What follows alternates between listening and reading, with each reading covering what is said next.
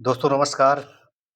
KD sir GS में आपका स्वागत है। मैं केडी सर आज जो है संविधान का टॉपिक लेकर आया हूँ, सर्वोच्च न्यायालय।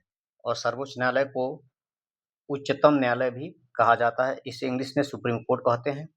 इसमें जो है टॉप जो है महत्वपूर्ण जो है 20 प्रश्न हैं और ये सभी प्रश्न जो है किसी न किसी एग्जाम में कभी न कभी ये सब आए हुए हैं।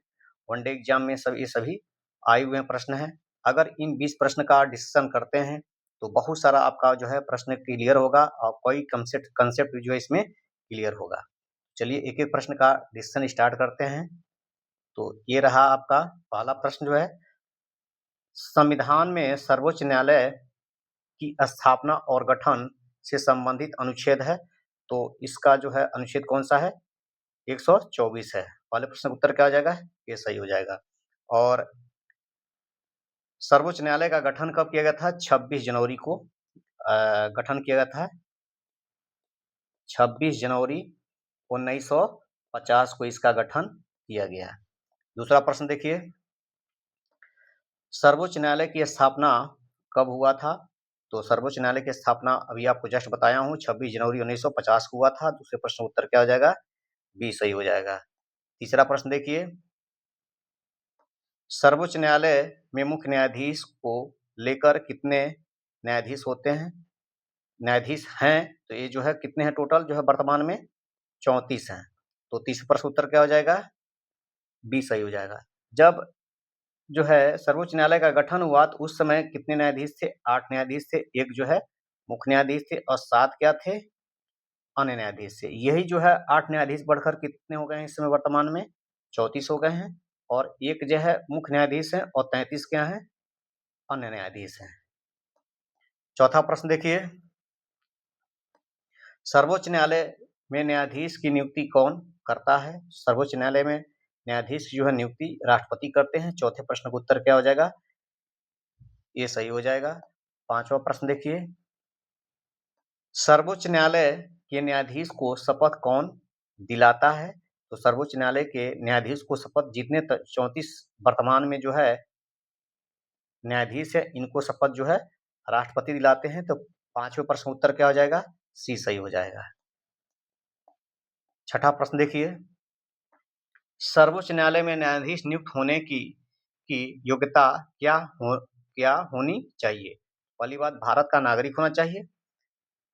5 वर्ष तक 2 या 2 से अधिक उच्च न्यायालय में लगातार न्यायाधीश होना चाहिए या जो है कम से कम 10 वर्ष तक किसी उच्च न्यायालय में लगातार अधिवक्ता रहा हो। तो ए भी सही है, बी भी सही है, सी भी सही है। तो इसमें क्या हो जाएगा उत्तर? डी सही हो जाए, उपरोक्त सभी। सातवां प्रश्न देखिए, सर्वोच्च न्यायालय का न्यायाधीश अपना इस्तीफा किसे देता है? तो राष्ट्रपति को देता है। सातवें प्रश्न उत्तर क्या हो जाएगा? ये सही हो जाएगा। आठवां प्रश्न देखिए, सर्वोच्च न्यायालय के न्यायाधीश की सेवानिवृत्ति की आयु होती है तो 65 वर्ष होती है। आठवें प्रश्न उत्तर क्या आ जाएगा? ये सही हो जाएगा। नौवां प्रश्न देखिए, सर्वोच्च न्यायालय के मुख्य न्यायाधीश को प्रतिमाह कितना वेतन मिलता है? तो 2,80,000 मिलता है। नौवें प्रश्न उत्तर क्या हो जाएगा? ये हो जाएगा। तो सर्वोच्च न्यायालय के मुख्य न्यायाधीश को तो वेतन 2,80,000 मिलता है, लेकिन जो है अन्य 33 न्यायाधीश होते हैं, इनको वेतन मिलता है 2,50,000 प्रतिमाह। 2,50,000 प्रतिमाह, ठीक है, मिलता है। और किससे मिलता है इनको? केंद्रीय संचित निधि से मिलता है। केंद्रीय संचित निधि से दिया जाता है वेतन। 10वां प्रश्न देखिए, सर्वोच्च न्यायालय में अन्य न्यायाधीश को प्रतिमाह वेतन मिलता है तो 2,50,000 अभी आपको बताया हूँ। 10वां प्रश्न उत्तर क्या आ जाएगा? बी हो जाएगा। 11वां प्रश्न देखिए, सर्वोच्च न्यायालय के प्रथम मुख्य न्यायाधीश थे तो ये थे न्यायमूर्ति हरिलाल जे कनिया थे। और 11वां प्रश्न उत्तर क्या हो जाएगा? ये सही हो जाएगा। और वर्तमान में जो है न्यायमूर्ति सूर्यकांत है, न्यायमूर्ति सूर्यकांत हैं। और सबसे कम समय तक जो है सुप्रीम कोर्ट में मुख्य न्यायाधीश रहे हैं कौन? न्यायमूर्ति कमल नारायण सिंह। ये मात्र जो है 17 दिन जो है इस सुप्रीम कोर्ट के मुख्य न्यायाधीश थे।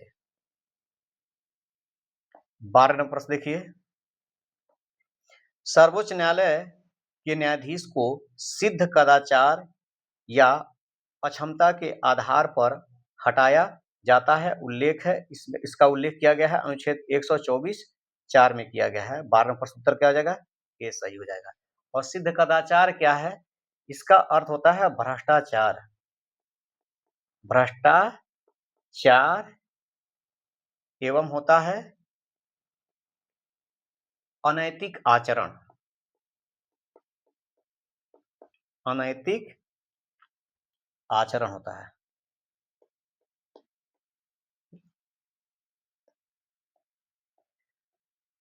तेरह प्रश्न देखिए, सर्वोच्च न्यायालय के न्यायाधीश को हटाने का प्रस्ताव सर्वप्रथम कहाँ लाया जाता है? तो सर्वप्रथम जो है लोकसभा में या राज्यसभा में लाया जा सकता है।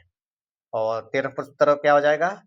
ये सही हो जाएगा। अगर लोकसभा में प्रस्ताव लाया जाता है तो 100 सदस्य का हस्ताक्षर होना चाहिए प्रस्ताव पर, और राज्यसभा में अगर लाया जाता है तो 50 सदस्य का हस्ताक्षर होना चाहिए, और 14 दिन पहले इसकी सूचना जिस न्यायाधीश को हटाया जाएगा उसको दिया जाएगा। अब इसमें क्या होता है? बहुमत होता है। बहुमत, इसका मतलब क्या है? बहुमत का मतलब है अगर लोकसभा में लाया जाता है तो कुल सदस्य संख्या का 50% बहुमत होना चाहिए, और प्लस उपस्थित जितने सदस्य हैं और वोट देने वाले का 2/3 से पास होना चाहिए। जितने सदस्य उपस्थित हैं उसका जो है 2/3 बहुमत से पास होना चाहिए। तब जाके जो है देखा जाए एक सदन में पास हो जाएगा तब दूसरे सदन में जाएगा। दूसरे सदन में यही प्रक्रिया होती है, तब राष्ट्रपति क्या है सर्वोच्च न्यायालय के न्यायाधीश को हटा सकते हैं। 14वां प्रश्न देखिए, सर्वोच्च न्यायालय अनुच्छेद 32 के तहत कितने प्रकार का रीट जारी करता है? तो 5 प्रकार के रीट जारी करता है। 14 नंबर प्रश्न उत्तर क्या हो जाएगा? जो है टी हो जाएगा। अब 5 प्रकार का रीट कौन सा है? एक है बंदी प्रत्यक्षीकरण, दूसरा है उत्प्रेषण है, और तीसरा है अधिकार परीक्षा, चौथा है परमादेश है, और 5वां है प्रतिषेध है। 5 प्रकार का सुप्रीम कोर्ट क्या करता है? रीट जारी करता है। 15वां प्रश्न, भारत का सर्वोच्च न्यायालय कहाँ स्थित है? तो भारत का सर्वोच्च न्यायालय नई दिल्ली में है। 15वां प्रश्न उत्तर क्या हो जाएगा? सी सही हो जाएगा। 16 नंबर प्रश्न देखिए, सर्वोच्च न्यायालय के 53वें मुख्य न्यायाधीश कौन हैं? तो न्यायमूर्ति सूर्यकांत हैं। तो 16वें प्रश्न का उत्तर क्या हो जाएगा? आपका डी हो जाएगा। और ये जो है रिटायर कब होंगे? ये रिटायर होंगे 9 फरवरी को। 9 फरवरी 2027 में ये रिटायर होंगे। 17वां प्रश्न देखिए, सर्वोच्च न्यायालय में कार्यकारी मुख्य न्यायाधीश की नियुक्ति का उल्लेख है। तो इसका जो है उल्लेख किया गया है अनुच्छेद 126 में किया गया है। 17वां प्रश्न का उत्तर क्या हो जाएगा? बी सही हो जाएगा। अगर जो है सुप्रीम कोर्ट का मुख्य न्यायाधीश का पद खाली है या जो है सुप्रीम कोर्ट का मुख्य न्यायाधीश अनुपस्थित है लंबे समय के लिए, तो उस स्थिति में राष्ट्रपति क्या करते हैं?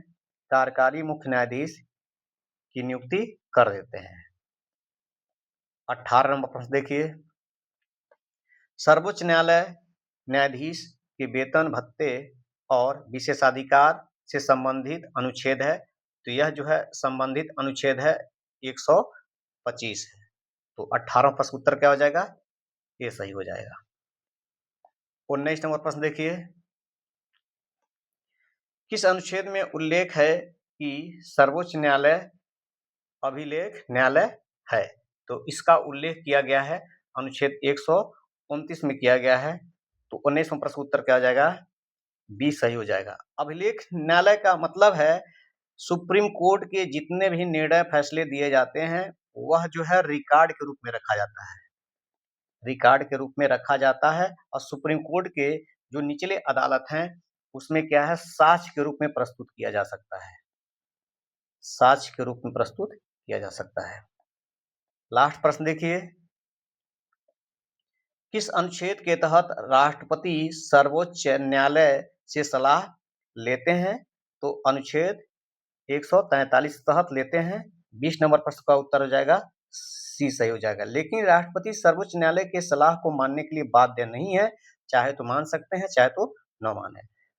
तो दोस्तों अगर जो है वीडियो पसंद आया हो तो लाइक करिए और जो लोग नए हैं चैनल को सब्सक्राइब करें और बेल आइकन को क्या है प्रेस करें, जिससे आने वाला नेक्स्ट वीडियो मिलता रहे। तो वीडियो देखने के लिए बहुत बहुत धन्यवाद।